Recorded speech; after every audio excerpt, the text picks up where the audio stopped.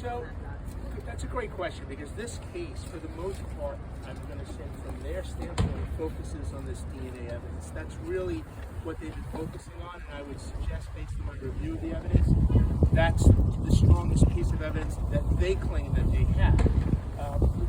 We suggest otherwise, but that's an issue for the trier of fact. So the Frye hearing is to determine whether or not this fellow on the West Coast who has come up with these alleged results, they are results, I should say alleged, they're results, but they try to point to our client, whether that's going to come in during the course of a trial as evidence, whether it's competent evidence. And it's a scientific issue, and the judge is going to have to decide whether or not in the scientific community this is accepted, because we're late. He's a judge, we're lawyers, that's what this is about. Remember now, this piece of evidence, these DNA analyses, come after the district attorney presented what's called mitochondrial DNA. And the crime lab in Suffolk County indicated, not just in their paperwork, but under oath to a grand jury, that these hairs that we're talking about were unsuitable for DNA nuclear analysis. Very important. Mitochondrial and nuclear are two different animals. The mitochondrial DNA that was presented early on in this case, when I say early on, post-arraignment, the statistics were very unflattering, very unconvincing. There were thousands and thousands of people. If you look at the mitochondrial DNA analysis, the amount of donors just here in Suffolk County that could potentially be contributors to that DNA, they exceed thousands. So that's not very convincing. And that's just limiting it to Suffolk County. Forget Long Island, forget the metropolitan area, forget the rest of the United States.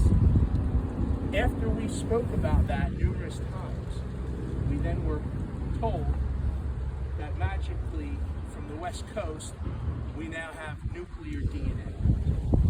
The crime lab here in Suffolk County at the MD's office, they're a certified, accredited forensic crime lab. They said that this is unsuitable for DNA testing.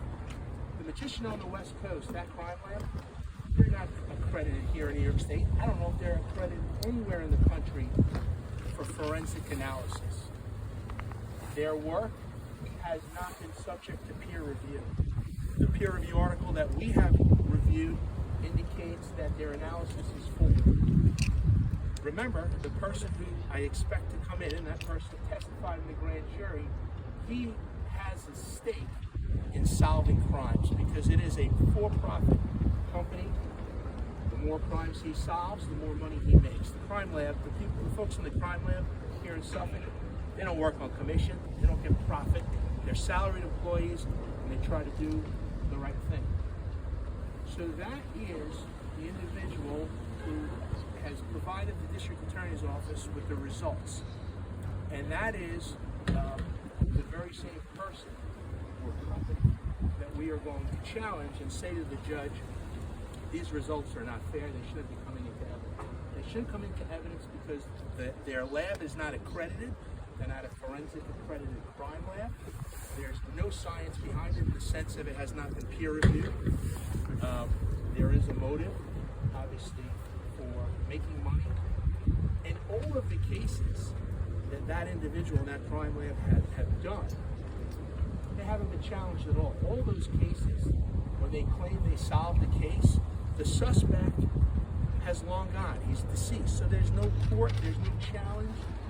So we are very much looking forward to having a Frye hearing, and hopefully the court will agree with our position that the nuclear DNA from the magician on the West Coast, that should be precluded, that should be precluded and has no basis in science and should not come into play in this trial.